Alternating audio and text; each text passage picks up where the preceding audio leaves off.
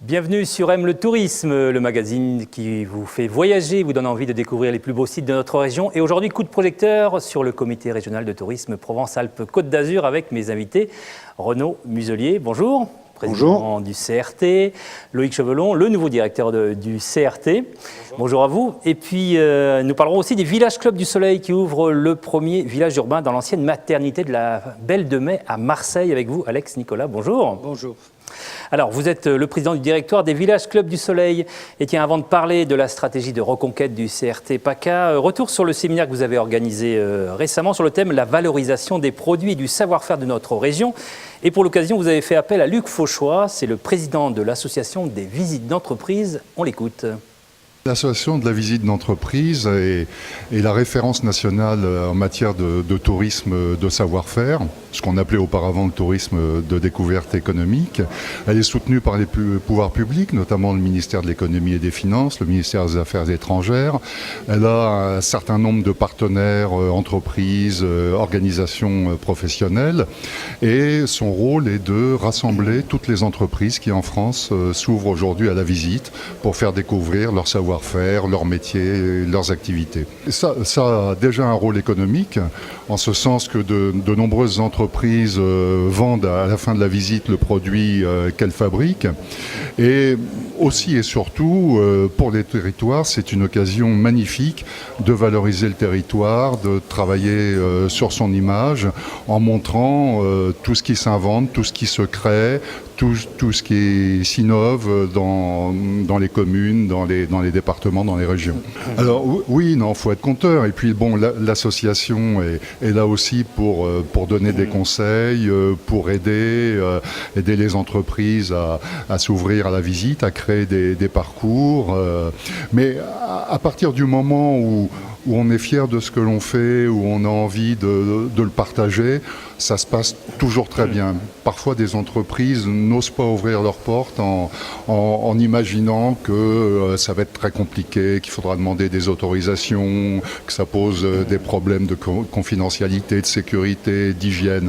Tout ça est très très exagéré et sans trop de frais d'investissement, on peut tout à fait ouvrir ses portes à la visite et partager son savoir-faire, son métier avec des visiteurs qui sont extrêmement curieux et gourmands de découvrir tout cela. Alors Renaud Muselier, président du CRT PACA, comme disait Luc Fauchois, il faut être conteur, il faut faire rêver sur notre destination aujourd'hui encore. Il faut toujours faire rêver de toute façon dans la vie, c'est toujours plus agréable. Mais c'est pas trop difficile pour nous de faire rêver avec nos 3 marques monde. Provence, Alpes et Côte d'Azur. Il n'y a pas plus belle destination que ces 3 marques dans tout le territoire européen. Et je pense que par rapport au reste du monde aussi, on a quand même des avantages conséquents. Mais la concurrence est forte, les tentations d'aller ailleurs sont d'importance et il faut se battre. Alors, le tourisme d'entreprise, ça représente, et c'est pas du rêve, c'est 2,5 millions de visiteurs sur les 30 millions de touristes qui sont dans notre région. Notre objectif, c'est de passer à 3 millions, c'est-à-dire de 8% à 10%. Pourquoi ? Parce que nous avons, dès mon arrivée avec Christian Estrosi, on a lancé, notamment dans le 04, dans les Alpes de Haute-Provence, la route des saveurs et des senteurs. Et on a réalisé, donc avec d'Occitane, des petites entreprises comme Perlamande, un tourisme d'entreprise exceptionnel qui nous a valu le prix des initiatives dans toutes les régions de France, l'ARF des régions de France. Et on a réalisé à ce moment-là que dans notre beau territoire, il y avait en fait, la vie d'entreprise, c'est le savoir-faire et les passions. Et donc, partout où on va, on découvre qu'il y a des artisans qui font des santons à Gardanne, ou à Aubagne plutôt, ou ceux qui font des lavandes sur le plateau de Valençol, comme la poterie Ravel, les savonneries Marius Fabre. Et donc ça, c'est un savoir-faire, c'est une expérience, c'est une passion que ces professionnels peuvent transmettre. Et donc être aussi de nouveaux ambassadeurs pour une nouvelle clientèle. La région Provence-Alpes-Côte d'Azur, pour son tourisme, ça représente 18% quand même de son produit intérieur brut. Ça représente quand même donc 250 000 emplois à peu près, 25 000 entreprises. Donc on se retrouve avec des emplois directs conséquents et il est indispensable de mesurer le travail des autres et de mettre en avant ce que l'on sait faire. C'est le sens de la région qui s'appuie sur son CRT. Loïc Chevelon, vous êtes le nouveau président directeur. Nouveau directeur du CRT PACA, pardon. Vous avez fait toute votre carrière à l'aéroport Marseille-Provence. C'est un nouveau challenge pour vous ? Oui, un challenge, et autant dire que bien motivé notamment par les nouvelles tendances et surtout les grands objectifs fixés par la région. C'est important parce que c'est le moment, par rapport au contexte notamment géopolitique qui est relativement incertain, c'est le moment où jamais notre région doit mettre en avant ses marques. La problématique, c'est depuis maintenant quelques années, tout le monde ayant eu ses budgets divisés de promotion, plus personne n'allait communiquer à l'international pour le président Renaud Muselier l'a dit tout à l'heure, pour faire rêver. Et il faut que nos destinations continuent d'exister en augmentant leur notoriété et tout simplement en communiquant à l'international pour que les touristes veuillent continuer à venir nous voir et surtout consomment encore plus. Alors vous avez présenté récemment votre stratégie, vous parlez de marques, Provence, Alpes, Côte d'Azur, c'était pas assez identifié, c'était pas assez clair pour les touristes étrangers. Alors en réalité ces marques existent déjà dans l'inconscient collectif du touriste. La difficulté c'est que nous n'avons pas encore communiquer sur ces marques au sens international en termes publicitaires. Et toute la nouveauté, c'est que le CRT, avec la région Provence-Alpes-Côte d'Azur, fédère les autres acteurs aujourd'hui pour que, justement, ensemble, on arrive à avoir les budgets nécessaires et suffisants pour pouvoir exister bien au-delà de nos propres concurrents, que peuvent être la Toscane ou la Catalogne. Dans tous les cas, c'est cette démarche fédérale qui nous permet aujourd'hui, de nouveau, d'exister à l'international, de nouveau promotion et publicité. 6 millions de touristes étrangers, internationaux, c'est un vivier important. Il y a eu quand même une certaine baisse, notamment provenant de certains pays en 2015-2016. En 2016, on a eu un impact en France important.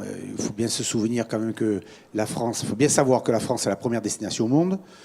En France, c'est la région Provence-Alpes-Côte d'Azur qui est la première destination française, enfin après Paris. C'est pas mal. Et dans la région Provence-Alpes-Côte d'Azur, c'est le Var qui est la première destination départementale. Pour autant, l'année 2016, on a eu des attentats lourds, des grèves importantes, des manifestations nombreuses et le drame épouvantable de Nice. Alors on est forcément impacté par tout ça. Ces impacts ont des conséquences, mais c'est grosso modo moins 2,6 sur la totalité de la région et plutôt sur les Alpes-Maritimes que sur le Var ou les Bouches-du-Rhône. Les Alpes, Vaucluse et Alpes de Haute-Provence ou Hautes-Alpes ont été beaucoup moins impactées, ce n'est pas le même genre de clientèle. Mais si on raisonne en termes de Provence-Alpes-Côte d'Azur et en termes de destination monde, on réalise bien que sur le bassin méditerranéen, si on parle en géopolitique, on voit bien les difficultés de la Turquie, on voit bien Israël, on voit bien la Jordanie, on voit bien l'Égypte, on voit bien la Tunisie, on voit bien l'Algérie, on voit bien les difficultés d'avoir des destinations sécures. Et quand même, on a une population en Europe qui a un certain âge, qui a un bon niveau de moyens financiers et qui a besoin de changer d'air. Et moi qui suis député européen et qui suis toutes les semaines à Bruxelles, je peux vous dire quand je me pose à Marignane, c'est un bonheur de retrouver mon ciel azuréen, de mon ciel provençal, cette luminosité marseillaise. Et je pense que ça, c'est un atout conséquent. Et si on additionne la mer, le littoral, nos territoires, notre savoir-faire, les villages fleuris que l'on vient de faire aujourd'hui, où on vient de valider ces promotions de proximité, fait en sorte qu'une dimension internationale avec un accueil de proximité, de localité performant, ça nous fait une destination exceptionnelle. Alex Nicolas, je me tourne vers vous. Vous êtes le président du directoire des Villages Clubs du Soleil.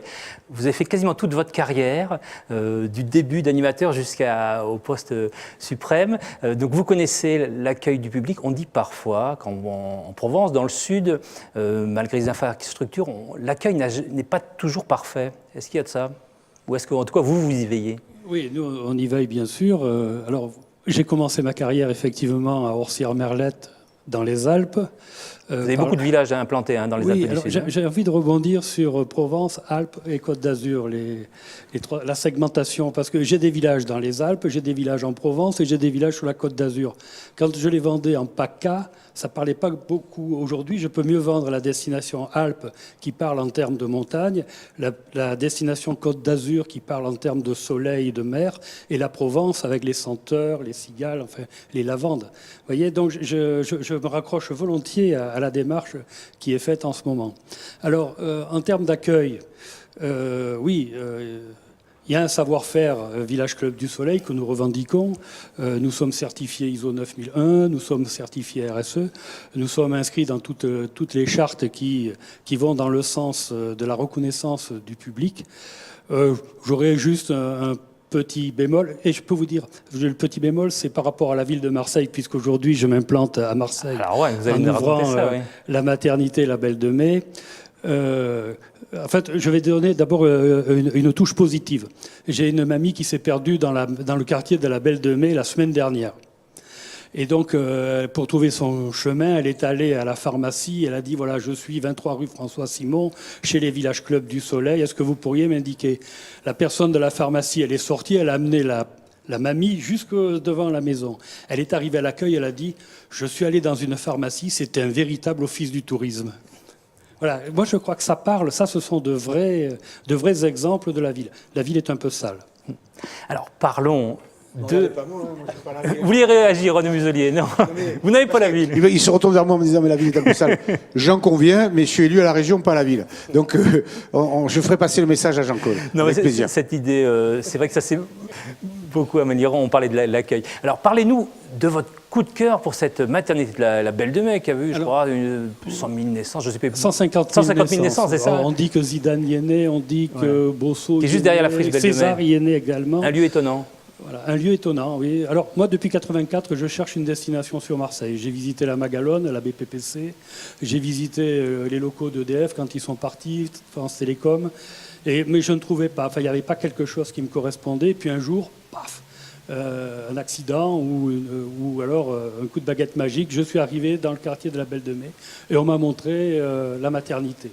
Une friche qui était tenue, à ce moment-là, il y avait les studios, je crois, il y a le bureau du cinéma, Média, notamment. Et puis il y avait la surveillance de la ville de Marseille. Mais ces 2 hectares de terrain, enfin, cette maison magnifique, ces platanes, les perruches. Et il pleuvait en plus. Donc j'ai eu un vrai coup de cœur et j'ai dit c'est ici que les Villages Club du Soleil doivent s'implanter. Bon, nous étions Marseillais. Nous sommes Marseillais. Votre siège est ici. Ouais. C'était vraiment une recherche pour nous et l'idée a émergé de créer notre premier village en ville. Concept de tout compris tel qu'on le fait dans nos villages de vacances, à la montagne, à la mer, à la campagne, avec l'accueil de la famille, sur une prestation où tout est inclus. Eh bien, nous l'avons produit sur la maternité. La différence par rapport à l'école, village en station de sport d'hiver, où on donne le tout compris, le forfait, à Marseille, on donne le City Pass.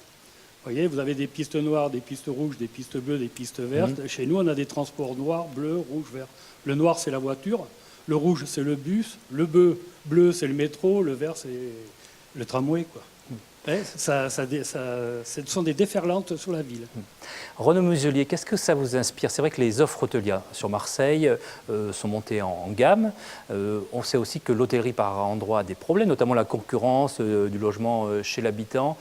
Quelle est un petit peu votre stratégie, votre approche pour les hôteliers? Comment les conseiller en fait? Alors, il faut regarder devant en respectant ce qui existe. Quand je dis ça, ça veut dire que tous ceux qui sont contre Internet, Airbnb, etc., se trompent. Aujourd'hui, on a tous notre petit transformateur, notre petite tablette, et on s'en sert tout le temps.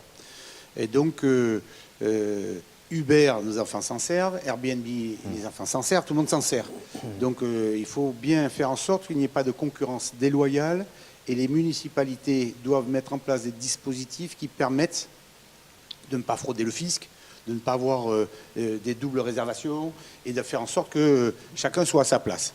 Et prêter de temps en temps sa maison pour une location, c'est pas tout à fait la même chose qu'acheter plusieurs appartements et tourner en sous-location en permanence pour gagner de l'argent. Soit à Paris notamment. Et donc ça, c'est quelque chose sur lequel on travaille beaucoup avec le fisc, avec la ville de Marseille, ou en tout cas avec les grandes villes qui sont impactées, comme Nice, comme Cannes, comme Toulon, de façon à ce que cette concurrence déloyale soit contenue.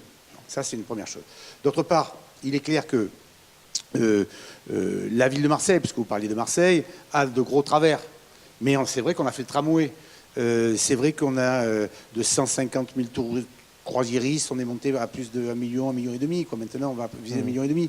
Et que derrière, avec des grands événements comme Marseille, capitale européenne de la culture, comme sport. Marseille, capitale européenne du sport maintenant, comme j'espère plus tard Marseille, capitale du tourisme, on donne un label international quand même qui apporte quelque chose. Et il y a des croisières, quand les croisiéristes arrivent à Marseille, il y en a qui choisissent d'aller dans le centre-ville, d'autres qui veulent visiter les parcs nationaux des Calanques, de Camargue ou des Alpilles, ou venir à Château-Gombert pour voir l'âme de ce magnifique territoire. Et donc l'offre touristique se doit d'être faite pour qu'il y en ait pour tout le monde. Ce n'est pas des 5 étoiles qu'il nous faut, ou que des 5 étoiles. Ce n'est pas des campings qu'il nous faut, ou que des campings. Chacun des maires, en fonction de sa propre stratégie, de sa propre histoire, de sa propre culture, de son propre savoir-faire, étoffe une offre touristique que nous confortons au niveau de la structuration de la fédération d'une offre touristique régionale. Et donc avec nos 3 marques, et vous avez souligné l'importance de PACA par rapport à Provence-Alpes-Côte d'Azur, mais ça, dans le tourisme, c'est encore plus important. Loïc Chevelon, pour parler de ces 3 marques que vous valorisez là, sur plusieurs années, parlons des Alpes, puisque ça concerne aussi Alex Nicolas qui connaît bien. On sait que les saisons de ski se réduisent. On développe beaucoup le tourisme estival en montagne. Ça aussi, c'est un accompagnement important à faire. Oui, bien sûr. Alors, au niveau des marques, effectivement, donc, la marque Provence va être lancée officiellement fin avril, le 25 avril exactement. La marque Côte d'Azur a été lancée fin d'année dernière. Et la marque Alpes va se construire cette année pour pouvoir commencer à communiquer dessus dès le début 2018. Il n'empêche que cette marque Alpes, dont on ne connaît pas encore forcément le nom à 100%, en tout cas pas le contenu que l'on va vouloir mettre en avant, devra parler aussi d'autre chose que uniquement les stations de ski. Notamment, il y a des filières qui poussent énormément, comme notamment le cyclotourisme, avec notamment là aussi, il y a une révolution au niveau des vélos, avec les vélos à assistance électrique, qui permettent à n'importe quelle personne, y compris des seniors âgés. Beaucoup dans le Vaucluse et beaucoup développé dans le Vaucluse. Exactement, d'aller aussi faire des cols, alors qu'avant, ils ne pouvaient plus le faire. Donc tout ça se transforme. Une nouvelle fois, il y a l'offre qui est importante qui se transforme. Et quand cette offre se transforme, après, il suffit de bien communiquer dessus, avec notamment la bonne marque. Oui, Renaud Muselier, Juste président un petit mot SRT, pour finir aussi, c'est que avec Christian Estrosi, à la région, on a une stratégie d'ensemble.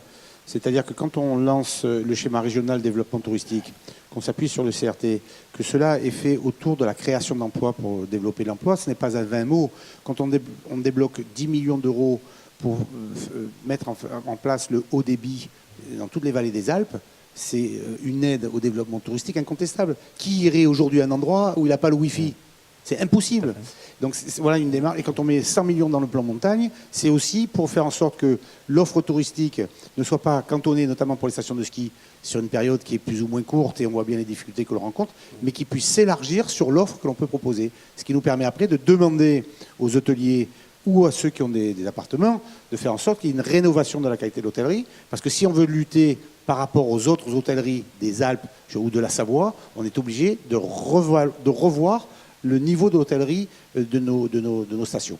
Voilà, donc c'est une stratégie d'ensemble qui fait en sorte que, en tant que président délégué de la région ayant en charge le tourisme, c'est vraiment la volonté du président Estrosi de faire en sorte de développer cet emploi de proximité sur nos territoires au service de l'emploi non délocalisable. En résumé, donc, votre stratégie, ça va être aller dans des salons pour faire encore venir plus d'étrangers, fédérer justement avec les offices de tourisme de ville, travailler encore plus. Alors je vais laisser la parole au directeur, mais une condition. Je ne veux pas que dans l'opinion publique, chez les professionnels, ça soit considéré comme le voyage à Hong Kong, à Singapour, de quelques privilégiés qui se permettraient d'aller faire la promotion de PACA. C'est pas ça l'enjeu. L'enjeu, c'est, avec Atout France, la maison dépendant du Quai d'Orsay, qui cible pour la France la conquête internationale de parts de marché, de les accompagner en valorisant notre territoire. Et avec une étude en amont et des conséquences derrière pour savoir si ça a marché ou non. Loïc Chevelon, puisqu'on vous tend la perche. Tout à fait. Non, mais effectivement, le président Muselier a dit quelque chose d'important. L'idée, on ne peut pas aller partout et on ne peut pas tout faire non plus. Donc il faut concentrer les moyens pour pouvoir être efficace. Donc là-dessus, 5 marchés ont été ciblés. Les États-Unis, le Canada, parce qu'il y a une offre qui explose en termes d'accessibilité aérienne notamment et en termes de progression aussi. Et ensuite, l'Angleterre et l'Allemagne, parce que ça reste nos 2 plus gros marchés. Et enfin la Chine parce que c'est une destination sur laquelle on observe les plus forts taux de progression et surtout la clientèle qui dépense le mieux chez nous. Donc l'idée, c'est effectivement de concentrer nos actions, non pas n'importe où dans le monde, mais bien évidemment là où les enjeux sont les plus stratégiques pour nous. Et on parle bien sûr de la part de touristes étrangers, mais il y a un grand volet de touristes, de Niçois qui viennent en Provence, et inversement, qu'il ne faut pas bien sûr négliger. C'est une part importante, voire du reste de la France, en conclusion. Mais quand on regarde de près nos différents territoires, et on l'a vu cet après-midi quand on donnait les villages fleuris, mais la richesse de nos villages, de nos communes, quand vous arrivez à Cogolin ou à Bormes-et-Mimosas, qu'est-ce que ça a à voir avec Saint-Rémy-de-Provence vous allez à Château-Renard, ou si vous montez après dans le Vaucluse avec cet arrière-pays exceptionnel. Quand vous regardez ça, vous dites, mais j'ai pas besoin d'aller très loin, moi-même. Moi, le Provençal, je vais juste je passe dans le Var, ou je vais dans l'arrière-pays, dans les Bouches-du-Rhône. Je découvre des territoires absolument fantastiques. Et c'est vrai que là-dessus, et d'ailleurs, on apparaît cette année la région dans le guide du routard, où on fait découvrir des nouvelles destinations. Donc, ce qui nous permet, celui qui guide le routard, c'est toujours une certaine proximité, d'absence de dépenses d'argent excessives et de bonheur relatif et rapide. Et donc, c'est une cible qui nous intéresse aussi beaucoup. Très bien, merci à tous les deux. Et puis, Alex, Nicolas, qu'est-ce qu'on peut vous souhaiter pour le Village Club du Soleil en conclusion ? Longue vie à Marseille, mais juste, vous me permettez, allez-y. Parce qu'on parle des publics. Donc moi, je considère que le public français n'est pas assez travaillé. Enfin, qu'il y a encore de grosses parts de marché à aller chercher sur le public français. Ceci dit, je suis aussi d'accord pour travailler l'international. Mais chez nous, nous sommes plutôt sur un international francophone. Parce que j'ai d'énormes difficultés à recruter un personnel aujourd'hui qui maîtrise ne serait-ce que l'anglais en plus du français, quoi. Voilà, donc peut-être que là, on a des politiques aujourd'hui en termes de marketing, de communication et de pénétration des marchés, mais la question qu'il faut vraiment se poser, c'est sommes-nous vraiment prêts à accueillir ces Français, ces étrangers, comme nous devrions le faire. Voilà.